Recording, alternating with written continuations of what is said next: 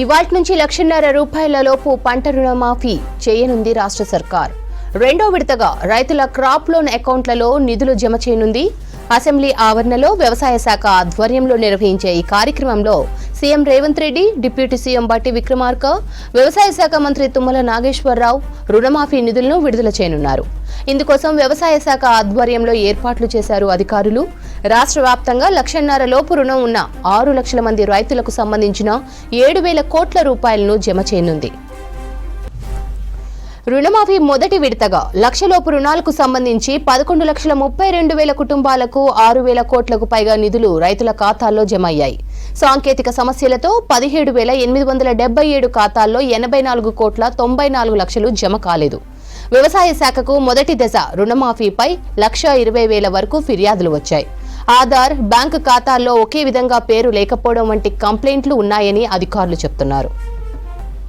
Bank account 1 నుంచి 9 నెంబర్తో start అవుతుందని, అయితే 0 నుంచి స్టార్ట్ అయ్యే అకౌంట్లకు రుణమాఫీ కాలేదన్న ఫిర్యాదులు వచ్చాయన్నారు వ్యవసాయ శాఖ అధికారులు. ఆర్బీఐ సూచించిన వివరాల ప్రకారం ఈ రైతుల అకౌంట్లలో ఉన్న టెక్నికల్ సమస్యలను పరిష్కరించడానికి కొంత టైం పడుతుందని చెప్పారు. సమస్యలు పరిష్కారం అయ్యాక రైతుల అకౌంట్లలో డబ్బులు జమ చేస్తామని తెలిపారు. ఇక 1,50,000 వరకు రుణమాఫీకి సంబంధించి మరిన్ని అప్డేట్స్ యాదగిరి లైవ్ లో అందిస్తారు. యాదగిరి, రెండో విడత రుణమాఫీ డీటెయిల్స్ ఏంటి?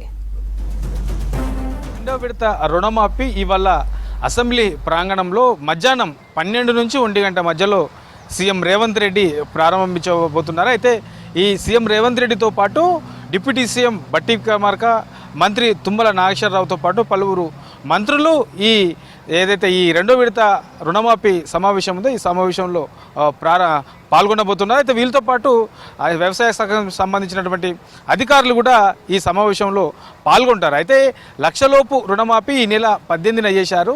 ఈ నెల 18న చేసిన తర్వాత అప్పుడే చెప్పారు ఈ నెలాఖరు వరకు 1,50,000 వరకు చేస్తాము. ఇక ప్రభుత్వం చెప్పినట్లు ఆగస్టు 15 లోపు 2,00,000 లోపు రుణమాఫీ చేస్తామని చెప్పేసి ప్రభుత్వం చెప్పింది. అందులో భాగంగానే ఈ నెల 18న 1,00,000 వరకు చేశారు. తర్వాత ఇవాళ 1,50,000 లోపు ఉన్న రైతులందరికీ కూడా రుణమాఫీ చేయబోతున్నారు. ఇక ఆగస్టు 15 లోపు 2,00,000 లోపు రుణాలు ఉన్నటువంటి రైతులందరికీ కూడా ప్రభుత్వం రుణాలు మాఫీ చేయబోతుంది.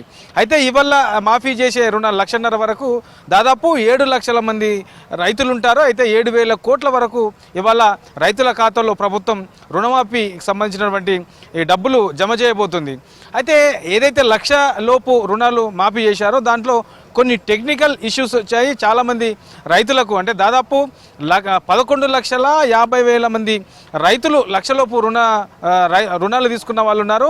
వాళ్ళకు రుణమాఫీ కావాల్సి ఉండే, కానీ 17,000 కంటే ఎక్కువ మంది రైతులకు సంబంధించినటువంటి అకౌంట్స్ వాళ్ళ పేర్లు ఆధార్లో, తర్వాత పాస్బుక్లో కొంత పేర్లలో మార్పులు ఉండడం, ఒక్కొక్క అక్షరం తేడాగా ఉండడం, ఇట్లా కొన్ని అడ్రస్లు తప్పుగా ఉండడం, ఇట్లా చిన్న చిన్న టెక్నికల్ ఇష్యూస్ వల్ల కొంతమందికి రాలేదు. దీని మీద ప్రభుత్వానికి పెద్ద ఎత్తున ఫిర్యాదులు కూడా వచ్చాయి.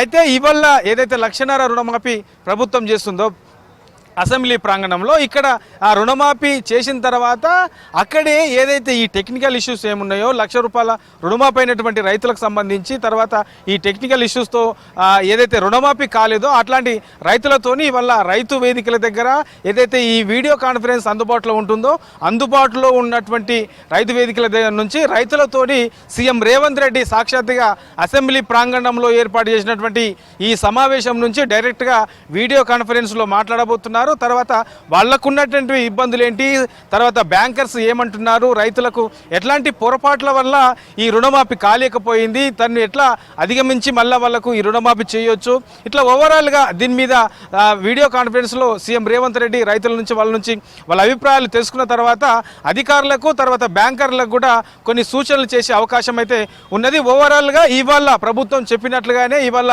1,50,000 వరకు రుణమాఫీ చేయబోతున్నారు. సో అసెంబ్లీ ప్రాంగణంలో ఆల్రెడీ దీనికి సంబంధించినటువంటి సమావేశానికి సంబంధించినటువంటి సభను కూడా ఏర్పాటు చేశారు. అయితే అక్కడ కొంతమంది రైతులు కూడా ఈ రుణమాఫీకి సంబంధించినటువంటి సమావేశంలో పాల్గొనబోతున్నారు. ఇక రైతులు పండించే పంటలకు సంబంధించినటువంటి వరి, పప్పు ధాన్యాలు, తర్వాత పూలు, ఇట్లా పంటలు పండించే అన్ని రకాల పంటలకు సంబంధించినటువంటివి కూడా ఈ సమావేశ ప్రాంగణంలో ఏర్పాటు చేశారు, డెకరేట్ రూపంలో ఏర్పాటు చేశారు. మధ్యాహ్నం తర్వాత అసెంబ్లీ 10 గంటలకు ప్రారంభమవుతుంది కాబట్టి మధ్యాహ్నం తర్వాత మధ్యలో ఈ 2,00,000 రుణమాఫీ చేయబోతున్నారు. ఆ తర్వాత ఇక ప్రభుత్వం చెప్పినట్లుగానే ఆగస్టు 15 లోపు పూర్తి స్థాయిలో 2 లక్షల రుణమాఫీ చేయనుంది.